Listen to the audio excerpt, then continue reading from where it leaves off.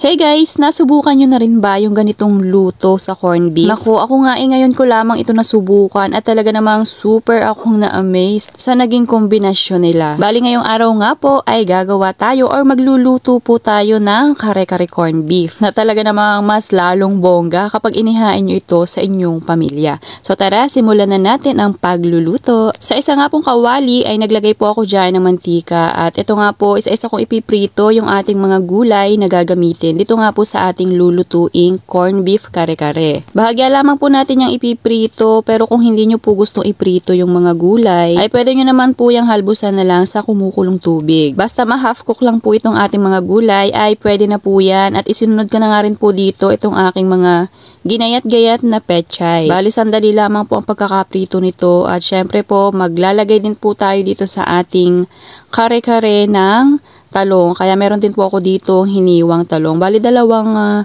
buong talong lang naman po yung ginamit ko dito. Pero depende na rin po sa inyo kung gaano po kadaming gulay ang ilalagay nyo po dyan. Kumbaga wala naman pong saktong dami ng gulay yung ginamit ko po ngayong araw. So ayan, ipiprito ko lamang din po itong ating talong at kapag ganyan na po ay okay na rin po yan. So pwede na po natin yung hanguin at iset aside po muna. At dahil nga po kare-kare corned beef yung ating gagamitin ay ito po, gumamit po ako nitong corned beef na ito. At pwede naman po kayong gumamit ng kahit anong brand ng corned beef. Depende na po kung anong available po sa inyong kusina. Bali bahagya ko pong tatanggalin yung excess na sabaw nito para naman kapag po atin itong ipinrito ay mas madali po siyang maiiga. At iseset aside din po natin yan yung pinakang sabaw niya para pampalasa rin po yan mamaya. At dito nga po sa kaparehong kawali ay dito na rin po ako nagisa ng bawang. At dito na po natin igigisa hanggang sa matusta po itong ating corned beef. Mas masarap po kung bahagya nyo pong itutusta itong ating corned beef. So ayan, halo-haloy nyo lamang po at alam nyo ba na talaga namang masarap pala yung ganitong luto sa corned beef. Kaya naman kung hindi nyo pa rin po ito nasusubukan, subukan nyo na rin po kahit ano pong brand ng corned beef ay pwede nyo pong gamitin.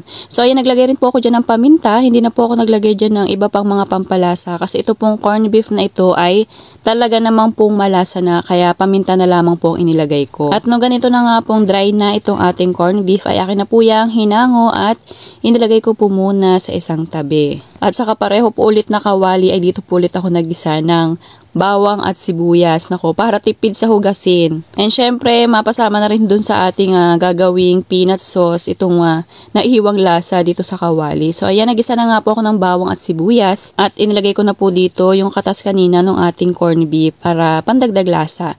At naglagay rin po ako dito ng 3 kutsara po ng peanut butter. Halo-haloin lamang po at maglalagay rin po ako dito ng tubig. Bale, nasa isang tasa at 1/4 cup po ang nailagay ko ditong tubig. Bale, depende pa rin po sa inyo kung gusto nyo po ba yung malapot or medyo malabnaw na peanut sauce. Kung gusto nyo po na medyo malabnaw ay pwede pa naman po kayo dyan mag-add ng tubig. At bilang pandagdag lasa po dito sa ating peanut sauce ay naglagay po ako dito ng patis. Depende na po sa inyong panlasa kung gaano kadami ang ilalagay nyong patis. At naglagay rin po ako dito ng paminta. Actually po, hindi naman po kailangang sobrang malasa itong ating peanut sauce. Kasi yung atin naman pong corned beef ay malasa po siya. At alam naman natin na kapag may kare-kare ay meron din po yung katambal na alamang. At ayan nga po, ready na yung ating sauce. So inilagay ko na po siya dito sa ibabaw ng aking kanin at syempre yung ating mga pinritong gulay kanina. At kung umabot ka nga po hanggang dito sa part na itong ating video, abay sigurado ako na natakam ka sa recipe natin ngayong araw. Kaya naman po, pakipusuan nyo na po itong ating corned beef kare-kare. And syempre mag-like or follow po kayo dito sa ating page para naman po palagi po kayong updated kapag meron tayong mga masasarap na recipe. Salamat po! So eto na, ready to serve na itong ating corned beef kare-kare. Serve and enjoy!